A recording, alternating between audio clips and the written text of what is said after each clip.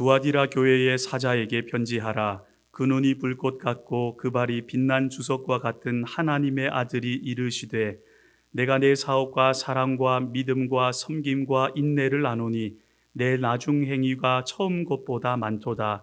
그러나 내게 책망할 일이 있노라. 자칭 선지자라 하는 여자 이세벨을 내가 용납함이니 그가 내 종들을 가르쳐 꾀어 행음하게 하고 우상의 제물을 먹게 하는도다. 또 내가 그에게 회개할 기회를 주었으되 자기의 음행을 회개하고자 하지 아니하는도다.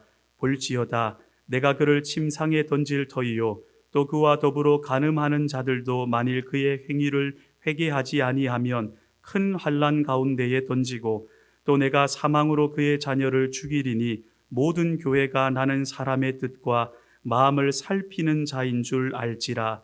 내가 너희 각 사람의 행위대로 갚아주리라. 두아디라에 남아 있어 이 교훈을 받지 아니하고 소위 사탄의 기쁜 것을 알지 못하는 너희에게 말하노니 다른 짐으로 너희에게 지울 것은 없노라. 다만 너희에게 있는 것을 내가 올 때까지 굳게 잡으라. 이기는 자와 끝까지 내 일을 지키는 그에게 만국을 다스리는 권세를 주리니 그가 철장을 가지고 그들을 다스려 질그릇 깨뜨리는 것과 같이 하리라. 나도 내 아버지께 받은 것이 그러하니라. 내가 또 그에게 새벽별을 주리라. 귀 있는 자는 성령이 교회들에게 하시는 말씀을 들을지어다. 여러분 한 주간 잘 보내셨죠? 예, 여러분 얼굴을 뵈니까 하나님의 은혜 가운데 아주 잘 보내신 것 같습니다. 오늘은 이 말씀에 들어가기 앞서서 7교회, 우리 계속 시리즈로 하고 있지 않습니까? 교회다움, 교회 사랑이라는 주제로 7교회 시리즈 계속 말씀을 전하고 있는데, 이 7교회 다 외우셨겠지만 한번 우리 외워보도록 하겠습니다. 여러분 잊지 않으셨죠? 에서 아버지 두사빌라, 7교회의 7 앞글자 에서버 두사빌라. 자, 그러면 이제 에베소 교회, 그 다음 서모나 교회, 버가모 교회, 그리고 오늘은 두아디라 교회. 역시 잘하시네요. 나머지 3교회는 안 해봐도 그냥 척이면 척일 것 같습니다. 여러분 너무 감사드리고요. 오늘은 소아시아 7교회 중에 4번째 교회 두아디라 교회를 통해서 하나님께서 우리에게 주시는 교훈에 함께 마음과 귀를 기울여보는 시간을 가지도록 하겠습니다. 오늘은 소아시아 7교회 중에 4번째 교회, 이 두아디라 교회입니다. 두아디라는 현재 지명은 터키의 아키사르이죠. 7교회 중에는 가장 작은 교회로 유명합니다. 그런데요, 이 두아디라 교회만의 특징이 있습니다. 그 특징이 무엇일까요? 두아디라 교회에게 주시는 예수님의 말씀이 7교회 중에서 가장 길다는 거예요. 절수로 따지면 저번 시간 우리가 이 버가모 교회에 대해서 살펴봤지 않습니까? 이 버가모 교회가 6절이었다면요, 이 두아디라 교회는 2배나 많은 12절입니다. 12절. 역시 안 놀라시는데, 이거는 무슨 생각을 할 수 있냐면, 가장 작은 교회에 가장 관심을 많이 가지시고 많은 말씀을 하셨다. 주님의 이 따뜻한 마음을 우리가 생각할 수 있습니다. 하나님은 우리가 이렇게 생각해 볼 수 있죠. 교회가 작다고 해서 요 정도 사이즈니까 조금 작은 은혜를 줘야지. 너희 교회 좀 크네. 그래, 큰 은혜를 줘야지. 이런 분이 아니라는 거예요. 교회 크기에 따라 이 교회는 크니까 이 정도 은혜, 이 교회는 작으니까 좀 사람들이 적게 모였으니까 이 정도 은혜, 이렇게 하시는 분이 아니라 하나님께서는 우리에게, 우리 교회 가운데 꼭 맞는 은혜를 주시는 분이라는 겁니다. 할렐루야. 여러분 저를 따라 한번 고백해 주시겠습니까? 하나님은 그 교회에 꼭 맞는 은혜를 주십니다. 여러분 한 번 더요. 하나님은 나에게 꼭 맞는 은혜를 주십니다. 여러분 하나님께서 오늘도 예비하신 그 꼭 맞는 은혜가 있는 줄을 믿습니다. 자, 교회마다 이 꼭 맞는 은혜를 허락하신 우리 예수님께서 두아디라 교회에는 자신을 이렇게 소개합니다. 두아디라 교회에 묘사된 예수님의 모습은 어떨까요? 본문 18절이죠. 제가 읽어드리겠습니다. 그 눈이 불꽃 같고 그 발이 빛난 주석과 같은 하나님의 아들이 이르시되. 여러분 들으신 대로 이 두아디라 교회 가운데 소개하신 예수님의 모습은 크게 세 가지입니다.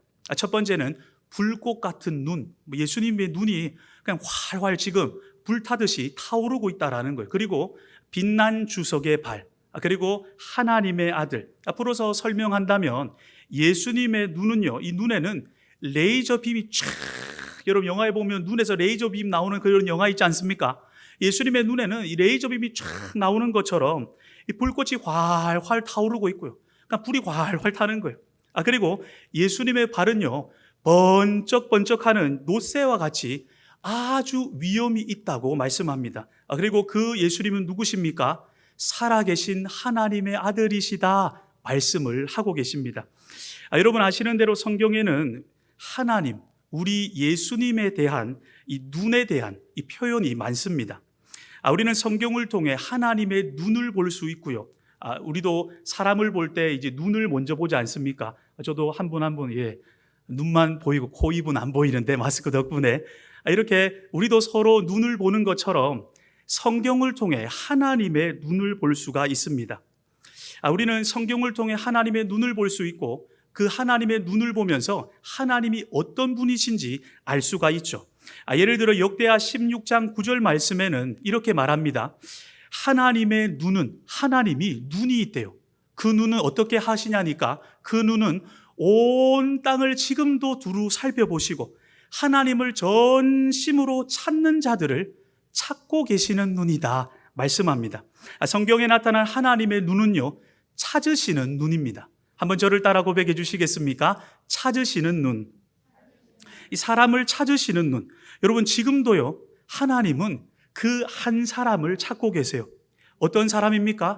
하나님을 향해 누가 전심으로 나오는지, 누가 하나님을 마음 다해 구하는지 하나님께서는 그 한 사람을 지금도 그 눈으로 찾고 계신다는 거예요. 이런 마음이시겠죠?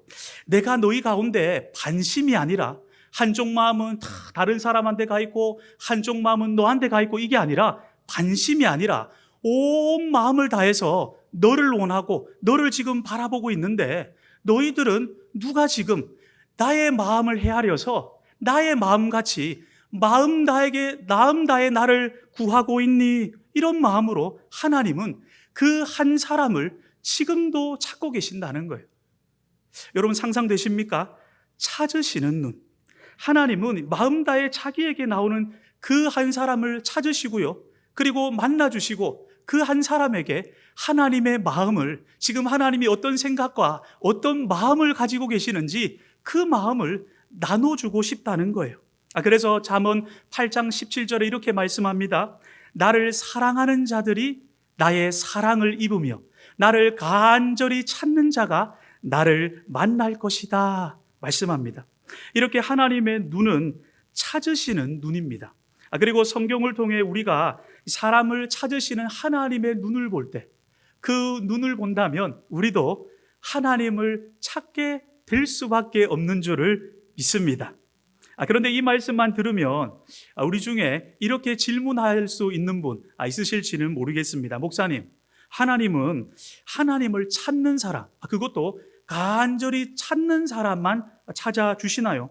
그런데 내 삶을 보니까, 목사님 말씀을 통해서 내 삶을 보니까 나는 하나님을 전혀 찾고 있지 않는데요, 삶 속에서. 그러면 나는 안 찾으시나요? 이렇게 물을 수 있습니다. 그런데요, 여러분 누가복음 15장에 보니까 하나님은 하나님을 간절히 찾는 사람만 찾으시는 것이 아니라 잃어버린 영혼도 찾으신다. 하나님께 전혀 관심 없는데 그 사람에게 찾아오신다 말씀합니다. 그리고 잃어버린 영혼을 찾으시는데 언제까지 찾으실까요? 언제까지 찾냐면, 여러분 좀 죄송스러운 표현이지만 잡힐 때까지 찾으신다는 거예요. 찾아질 때까지, 그 사람이 하나님 손에 꽉 잡힐 때까지 그렇게 하나님께서 우리를 찾아주신다라는 겁니다. 여러분 하나님께서 한번 찍은 이 사람을 놓칠 수가 없으시대요. 그래서 우리는 지금 내 발로 여기 온 것 같지만 하나님께서 찾아주셔서 우리가 이 자리에 있는 줄을 믿습니다. 한번 따라 다시 고백해 주시겠습니까? 도망가기를 포기합시다. 그리고 하나님의 눈은요, 하나님의 첫 번째 눈은 하나님은 찾으시는 눈이다. 그렇게 우리가 성경을 통해 하나님의 눈을 볼 수 있고요. 그리고 하나님의 눈은 졸지 않으시는 눈이다 말씀합니다. 하나님의 눈은요, 여러분, 감기는 법이 없는데요. 여러분, 우리는 졸릴 때가 있죠. 여러분, 보통 언제 졸리십니까? 밥 먹고 나서 식곤증이 착 찾아오면서 졸립니다. 그리고 전날에 피곤하게 일하고 다음날 출근하면 졸리죠. 그리고 설교 듣다가 여러분 졸릴 때도 있습니다. 저 눈을 한번 봐주시고요. 여러분 혹시나 전날 피곤하셨으면 눈 감고 그렇게 들으셔도 됩니다. 그런데 말씀해 보니까 시편 121편 3절에 이스라엘을 지키시는 이는 졸지도 아니하시고 주무시지도 않는다 말씀합니다. 다시 말해 하나님의 눈은 감기는 법이 없습니다. 우리는 때로는 졸리고 우리는 때로는 눈을 감는데 하나님은 졸리지 않는다고 하시는 거예요. 주무시지도 않는다고 하는데요. 그러면 여러분 한번 생각해 보십시다. 하나님께서 왜 눈을 감지 않으실까요? 왜 주무시지도 않습니까? 왜 그렇습니까? 하나님 절대자시니까 이렇게 말할 수 있지만 우리를 향한 하나님의 마음은 뭐냐면 우리를 지킨다고, 여러분 우리 보호하신다고. 하나님은 졸지 않으시는 하나님이다. 주무시지도 않으시는 하나님이다. 그렇게 하나님의 눈을 보여주시고요. 하나님을 우리에게 나타내세요. 그래서 여러분 우리 한번 꼭 이 말씀 새겨보십시다. 모든 상황 속에 내가 보기에 좋은 상황이든 때로는 내가 보기에 좋지 못한 상황이 올 때가 있습니다. 여러분 그때도 나를 지키기 위해 지금 졸지 않으시는 하나님의 눈을 볼 수 있기를 바랍니다. 하나님의 시선에 우리의 시선이 고정되고 다른 어떤 것에 흔들리지 않는 저와 우리가 될 수 있기를 우리 주님의 이름으로 축원합니다. 그리고 말씀에 이제 나오는 오늘 말씀에 나오는 우리 예수님의 눈은 찾으시는 눈, 그리고 감지 않으시는 눈, 그런 눈뿐만 아니라 불꽃같이 활활 타오르는 눈이다. 이렇게 말씀을 하죠. 눈에서 이 불이 활활 타는데요. 그리고 발은 어떻다고 합니까? 빛난 주석같이 그렇게 빛난다고 합니다. 여러분 한번 생각해 보십시다. 예수님의 눈에서 불이 활활 타오르고 있어요. 그리고 발이 번쩍번쩍하면서 빛이 나는데요. 여러분 예수님의 이 모습, 두아디라 교회 가운데 이렇게 예수님을 소개하고 묘사하는데 이 모습은 무엇을 의미하냐면요, 예수님께는 아무것도 숨길 게 없다는 의미입니다. 예수님 앞에 아무것도 숨길 게 없다는 거예요. 예수님은 우리의 모든 걸 꿰뚫어 보시고요, 옳고 그르는 것을 판단하시고 그리고 심판하신다는 것을 의미합니다. 예수님의 눈과 그 빛난 발의 의미가 이런데요. 사실 부담스러운 주제라 생각할 수 있습니다. 그런데 우리는 하나님이 어떤 분이신지 이 아는 것에 균형을 잡을 필요가 있습니다. 예를 들어서 여러분, 하나님의 사랑을 우리가 배웠다면 동시에 하나님의 거룩함을 배워야 합니다.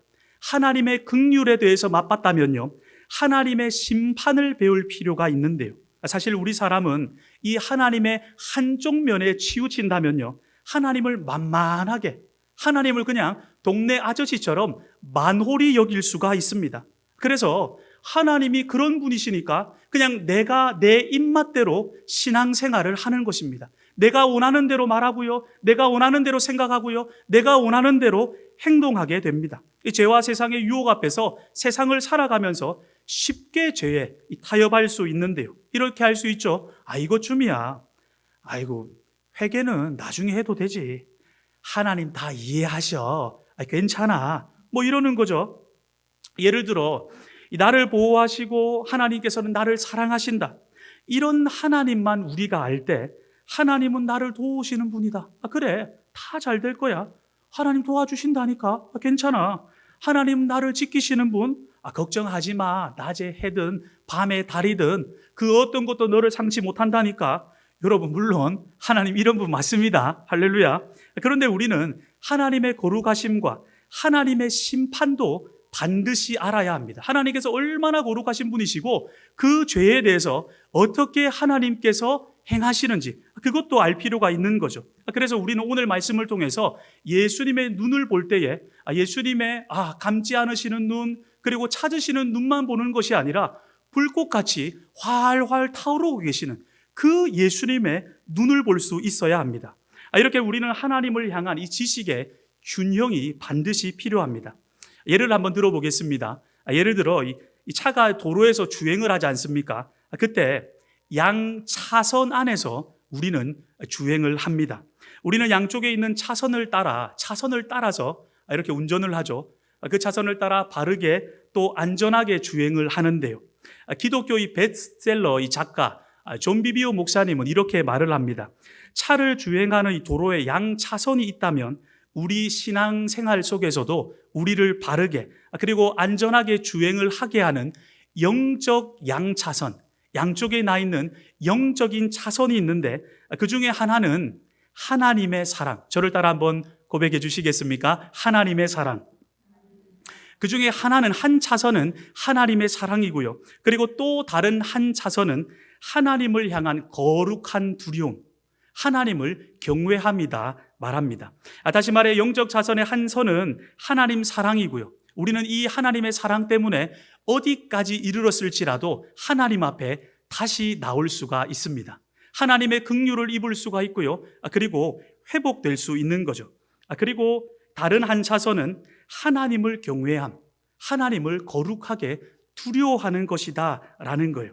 그래서 여러분, 우리는 신앙생활을 하면서 나를 너무 사랑하셔서 지금도 감지 않으시고 나를 지키시려고 눈을 번쩍 뜨고 계시는 하나님의 눈을 봐야 하고요. 여러분, 하나님의 눈을 보십시다.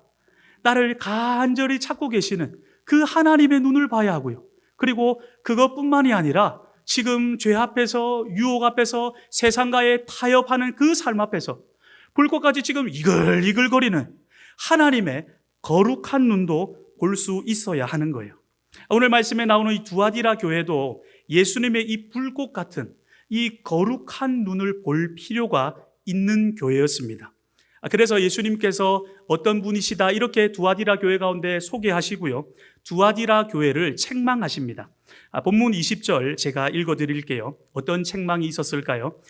자칭 선지자라 하는 여자 이세벨을 내가 용납함이니 그가 내 종들을 가르쳐 꿰어 행음하게 하고 우상의 제물을 먹게 하는도다. 이렇게 예수님께서 책망하십니다.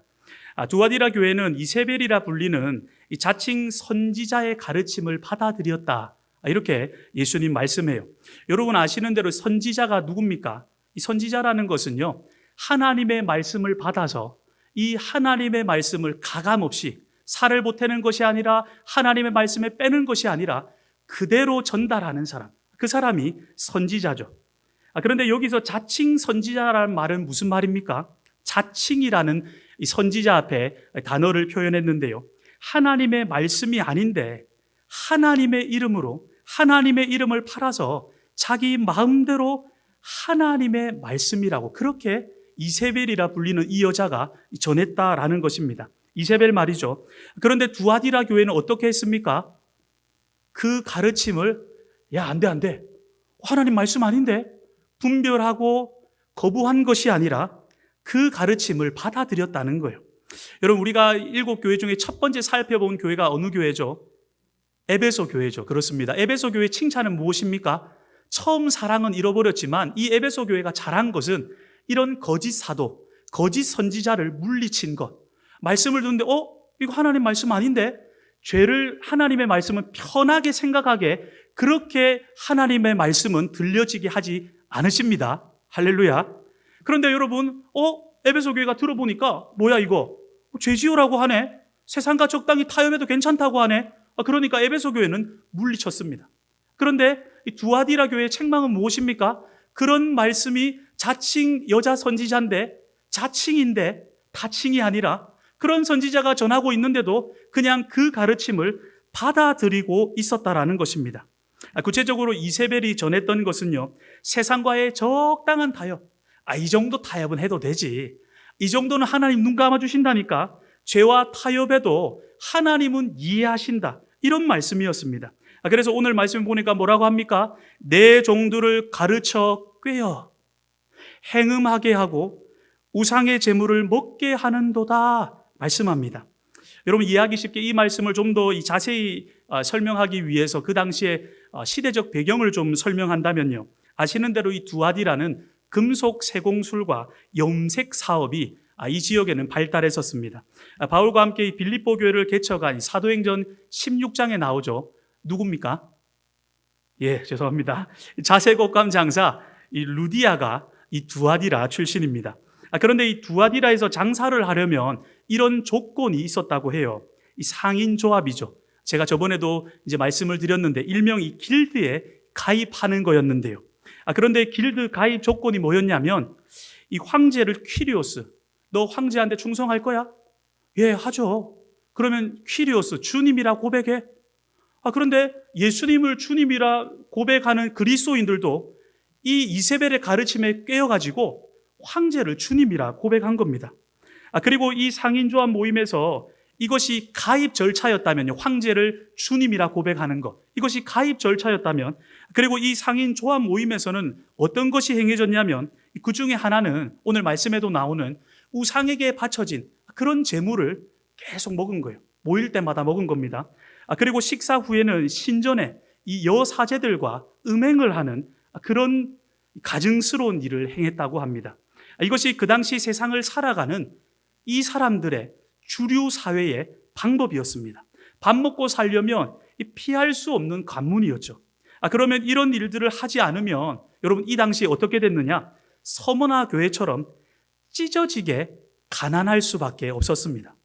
찢어지게 가난하게 살 수밖에 없었어요. 그래서 타협하느냐, 주류에 끼어들기 위해서, 이 길드에 끼어들기 위해서 타협하느냐, 가난하게 사느냐, 돈을 섬기느냐, 하나님을 섬기느냐, 이들은 이 선택의 기로 앞에 늘상 서 있는 그런 괴로운 나날을 보냈습니다.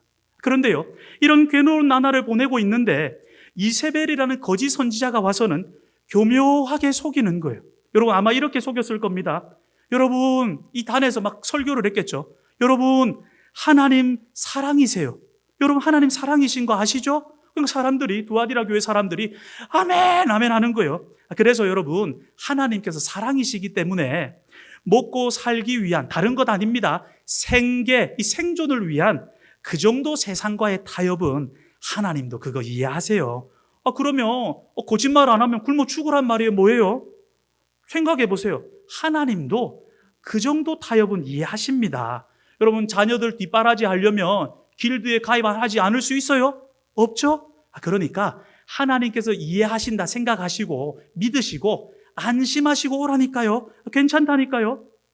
여러분 이렇게요, 이 당시로 치면 달콤한 거짓 가르침을 전하는데요, 그런데 여기에 안타깝게도 두아디라 교회 몇몇 성도들이 넘어간 거예요. 그런데 여러분 한번 꼭 짚고 생각해 보십시다. 우리 하나님께서는 죄에 대해서 여러분 뭐라고 하셨습니까?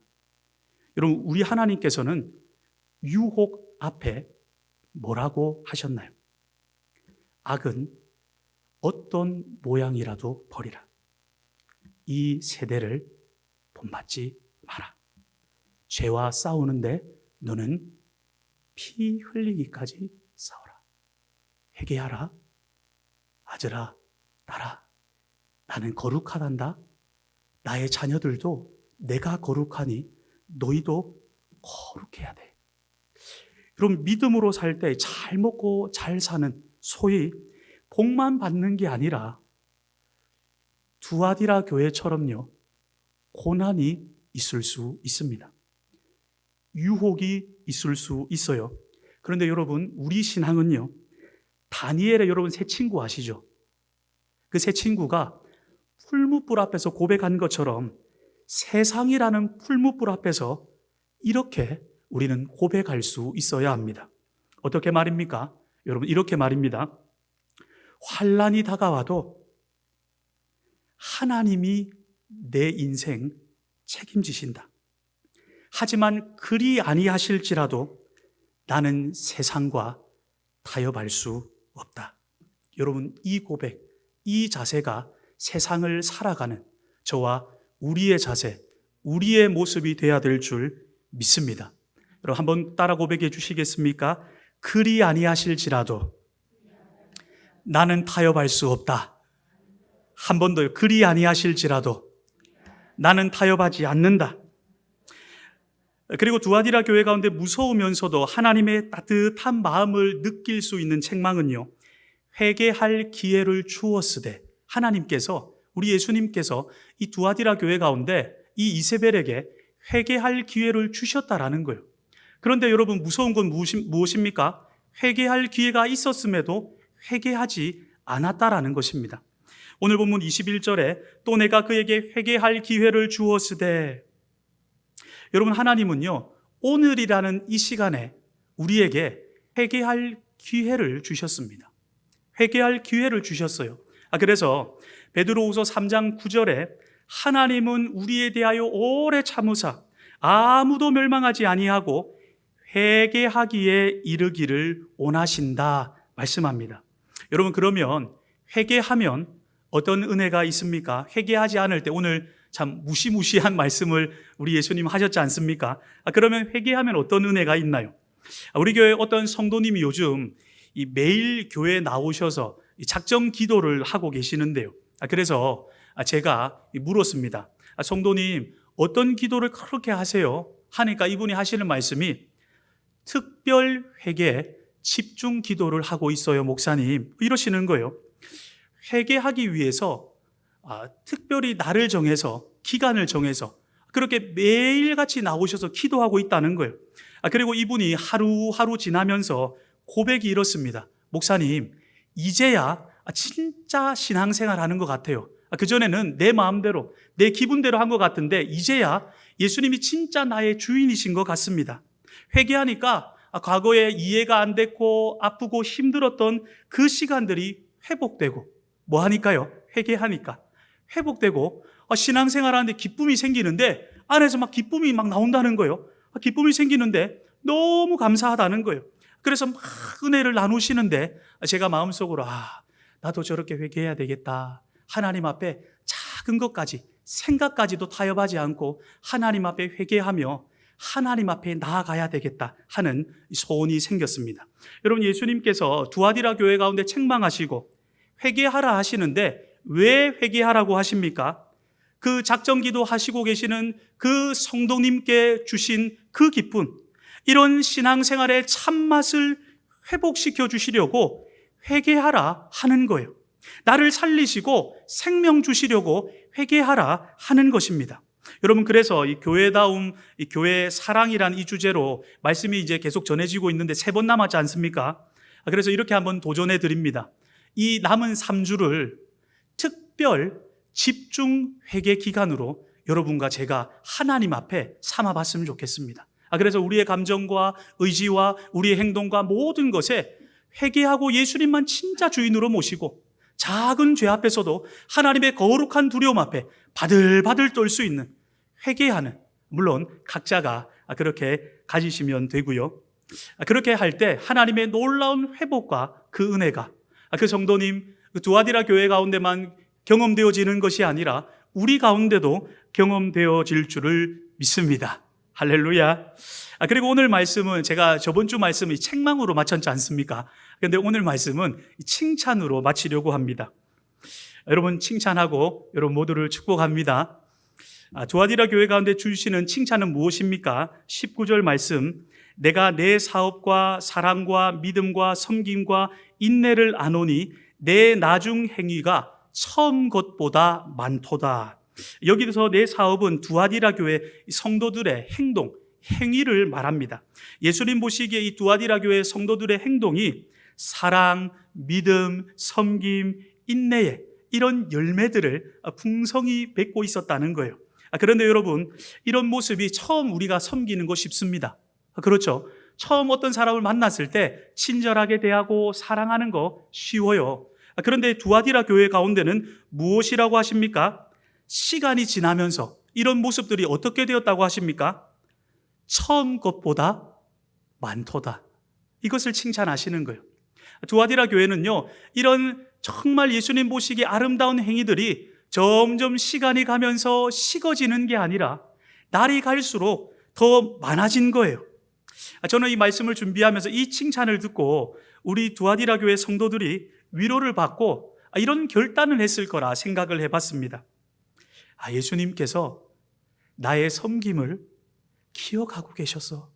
야, 박 집사야, 예수님께서 나의 섬김을 기억하고 계셔서 내가 참고 정말 참는 거 힘들었는데 참고 사랑했던 거 알고 계셨어. 예수님 안 보시는 줄 알았는데, 예수님 내 마음 모르시는 줄 알았는데, 야, 김 집사야, 예수님 다 알고 계셨어. 예수님 이거 가지고 칭찬하시더라. 막 이거 가지고 막 감격을 하는 거예요. 그러면서 결단하는 거죠. 그래, 예수님 다 아시는데, 그래, 예수님 다 보셨는데 내가 더욱 사랑해야지. 그래, 예수님 다 알고 계시니까, 칭찬하시니까 내가 더욱 섬겨야지. 주님, 제가 더 인내할게요. 주님, 한 번 더 참을게요. 주님, 저를 도와주세요.